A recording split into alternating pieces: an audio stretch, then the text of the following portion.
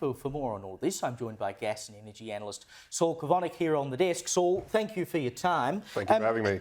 Exactly how good or bad is this new announcement? Sure, it's 3 years further down the line, but what happens beyond that? Well, let's just be clear, this is not good news, right? So the reason that they've kind of kicked the risk of real shortages down 3 years is because of two things. And the first one is, and it says it in the report, it's that there's been industrial demand destruction and retail demand destruction.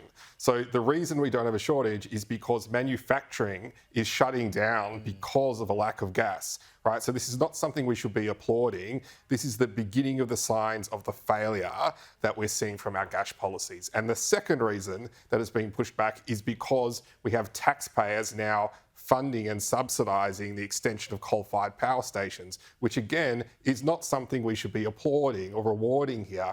Ultimately, what we're seeing here is blue-collar manufacturing workers and taxpayers are paying here in order for our gas shortages not to be causing problems in other parts of the economy. So this is actually an early warning sign of the terrible things that's going to happen to our manufacturing jobs and for taxpayers unless we fix our gas and energy policy.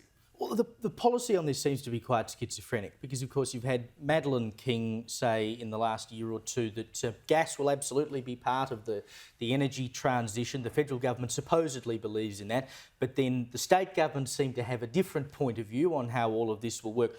No one has a cogent plan for how any of this will happen, the energy transition, and the role that gas actually plays in that. Look, I think we're in a much worse situation than not having a plan. What we have is an active, multifaceted assault on our energy security over the last 3 years. It hasn't been deliberately designed that way, but it's turned out that way. And so you mentioned Madeleine King, who's probably been the most ineffectual resources minister Australia's seen in a generation. This is the minister who saw her signature gas policy. She went over west, announced a signature gas policy, only to allow the Greens to shunt it a week later, where you've just seen again and again she's been undermined, overruled by her own party. Chris Bowen and Tanya Plibersek are effectively making all the decisions in her portfolio. And every time she tries to do something constructive on gas, Labor's doing a deal with the Greens to undermine it. There's approvals that she could fix tomorrow with the stroke of the pen, but refuses to because there's been a deal with the Greens to keep green lawfare ongoing against some of the biggest economic investments going on in this country. This deal with Origin, 40 petajoules of extra gas, what will that mean? It doesn't mean anything. So we get every time now any company signs a gas deal, right? They write it up as a headline so that Chris Bowen can claim a win. So I just want to be clear. So what Chris Bowen is now saying is that there's been only 645 petajoules of gas he's secured for the domestic market since the gas code was implemented in late 2022. I just want to be clear, that is significantly less than the amount of gas the industry was going to produce anyway. So what you've seen since the gas code and the gas price cap that was Chris Bowen's main policy at the end of 2022 is liquidity has dried up, gas investment has halted. We've seen gas prices stay well above the capped gas price. He's exempted the entire industry from his own policy because they know it won't work, but they just don't want to admit it publicly. And then they're claiming as a win, delivering more gas to the domestic market, they're delivering less gas to the domestic market than was going to be delivered before they introduced all of these policies.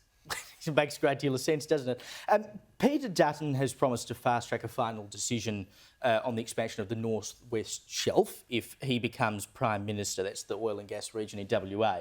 Madeleine King, who we were talking about before, Resources Minister, she said that it is reckless and moronic, and she claims that it would circumvent due process and open up the door to legal challenges. She said, this means the Liberals are teaming up with the Greens, except they're too stupid to know it. What do you make of that? Well, what we do know is that Madeleine King and her Labor colleagues have been teaming up with the Greens to undermine the gas sector, right? And, particularly this project, right? So the entire energy security of Western Australia is at stake here, the entire town of Karratha. Thousands of blue-collar jobs, not just working directly on this, but this is what supplies the domestic gas to Australia for fertilisers, for the fertiliser industry, which then goes into our agricultural industry, plastics.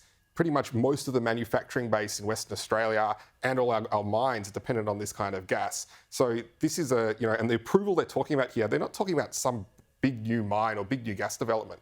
They're just talking about extending an existing facility that's already been there for 40 years. It's already been 6 years delayed to get to this approval.